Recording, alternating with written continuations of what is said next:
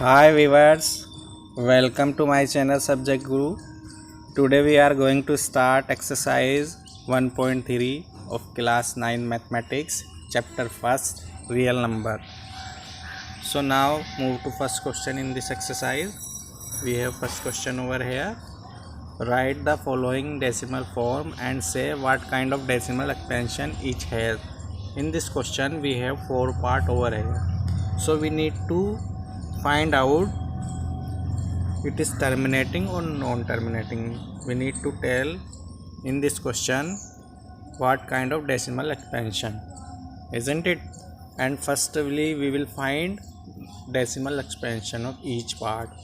So before moving ahead, let's understand what is decimal expansion. In decimal expansion we can divide into two parts. First is terminating and second one is non-terminating. First is non-terminating and second one is terminating. What is the terminating?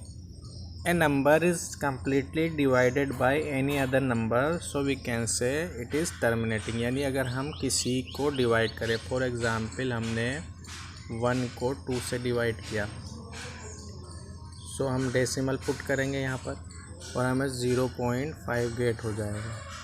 तो ये number हमारा completely divide हो गया. मतलब 1 को जब हम 2 से डिवाइड हमने किया तो हमारा कितना गेट हो गया? 0.5 गेट हो गया. तो ये हमारा टर्मिनेटिंग है और टर्मिनेटिंग हमेशा ही रैशनल नंबर होता है. क्लियर? नेक्स्ट क्या है हमारा? नेक्स्ट है हमारा नॉन टर्मिनेटिंग. अब ये नॉन टर्मिनेटिंग क्या है? नॉन टर्मिनेटिंग में हमारा नॉन टर्मिनेटिंग को हम दो कैटेगरी में डिवाइड करते हैं. नॉन टर्मिनेटिंग को एक हमारा होता है रिपीटिंग और दूसरा होता है नॉन रिपीटिंग. रिपीटिंग क्या है? अगर कोई नंबर कम्प्लीटली डिविजिबल नहीं है और बार बार रिपीट होकर वही नंबर हमें गेट हो रहा है, जैसे हम यहाँ देख सकते हैं 0.1818 सो ऑन इनफाइनाइट तक जा रहा है, तो ये हमारा रिपीटिंग है. और ये रिपीटिंग नंबर जो होगा नॉन टर्मिनेटिंग होगा. ठीक है. ऐसे ही हमारा नॉन रिपीटिंग. नॉन रिपीटिंग का मीन्स क्या है कि अगर हम किसी नंबर को किसी अदर नंबर से डिवाइड करें और हमारा कम्प्लीटली डिवाइड ना हो और नंबर भी रिपीट ना हो, जैसे कि इसमें आप देखो 0.002 002 002, तो ये बार बार हमारा नंबर रिपीट नहीं हो रहा लेकिन एग्जैक्टली डिविजिबल भी नहीं है. तो रिपीटिंग नंबर तो रैशनल होगा और नॉन रिपीटिंग नंबर क्या होगा? इरेशनल होगा. और दोनों ही नंबर ये आपके नॉन टर्मिनेटिंग में आएंगे. तो ये एक मैंने बेसिक सा फंडा आपको डेसिमल एक्सपेंशन का बता दिया. इससे और ज़्यादा आपको नॉलेज लेनी है, ज़्यादा इसके बारे में जानना है तो मेरी डेसिमल एक्सपेंशन की इंट्रोडक्शन वीडियो ज़रूर देखें.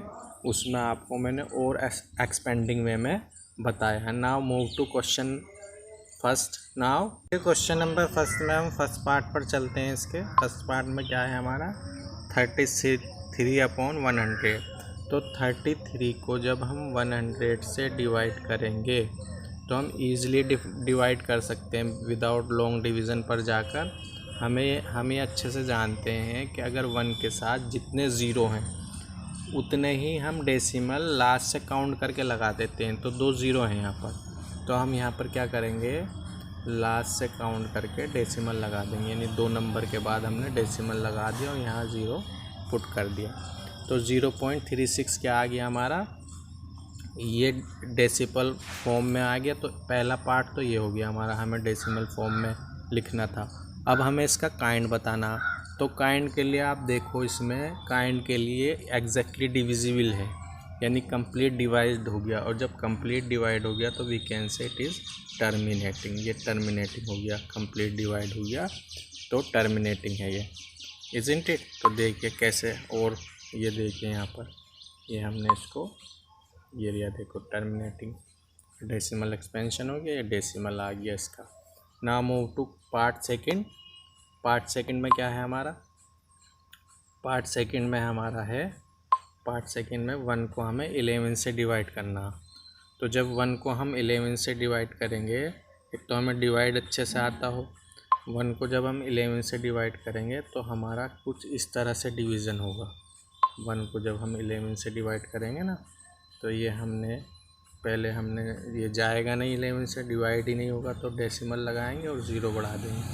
फिर 11 तो 10 से डिवाइड ही नहीं होगा, फिर हमने एक 0 लगाया और एक 0 और बढ़ा दिया यहाँ पर, तो 100 हो गया। अब 11 9 जा 199 होगा ये तुम्हारे, ठीक है। फिर से हमारा 1 बच गया, फिर से हम यही प्रोसीजर रिपीट करते रहेंगे, तो ये एग्जैक्टली डिवाइड नहीं होगा और ये इसका 0.090909 ये रिपीट होता रहेगा। तो हम इसको इस फॉर्म में लिख देते हैं, रिकरिंग है, ठीक है। मतलब जो नंबर रिपीट होते रहते हैं उनको सिंगल टाइम लिख के ना उस पर बार लगा देते हैं। तो चूँकि ये नंबर रिपीट हो रहा है इसलिए क्या हो गया, it is non terminating repeating, non terminating repeating हो गया। Now move to third part. Third part में क्या है आपका, थर्ड पार्ट में देखिए, थर्ड पार्ट में हमारा है 4 होल 1/8। तो जब हम इसे फ्रैक्शन में कन्वर्ट करेंगे तो हमें मिल जाएगा 33/8। और जब हम 33 को 8 से डिवाइड करेंगे तो हमें क्या मिलेगा, जब हम 33 को 8 से डिवाइड करेंगे, हमारा 33 है और हमने इसे 33 को हमने 8 से डिवाइड करना, यानी हमारा 33 है और इसको हमें 8 से डिवाइड करना, तो हमारा कितना आएगा, 4 आ गया 32। फिर हमारा 1 बचा, हमने डेसिमल लगाया, डेसिमल लगा के हमने 0 राइट कर दिया है, 8 1 जा 8 हो गया, क्लियर। फिर हमने माइनस किया तो हमें क्या मिलेगा, हमें 2 मिलेगा, 2 मिला तो डेसिमल तो लगा वही है, हम एक 0 लिख देंगे, तो ये हमारा हो गया 2 टाइम चला गया तो 16 आ गया। फिर हमें 4 मिल गया, 4 मिल गया तो हमने फिर डेसिमल लगा हुआ 0 लगा दिया, तो ये हमारा कितना टाइम चला गया, 5 टाइम चला गया, 40 आ गया। तो ये 40 आ गया तो हमारा कम्प्लीटली डिविजिबल है, देखिए ये कम्प्लीटली डिविजिबल है, तो ये क्या हो जाएगा, टर्मिनेटिंग हो जाएगा। ये नीचे लिखा हमारा terminating, isn't it. Now move to fourth part. Fourth part में क्या है हमारा, फोर्थ पार्ट में देखिए हमें 3 को 13 से डिवाइड करना है, तो जब 3 को हम 13 से डिवाइड करेंगे तो हमारी ये फॉर्म आ जाएगी, मतलब कि हमारा 0.2307 के बाद हमारे नंबर क्या होंगे, रिपीट होंगे।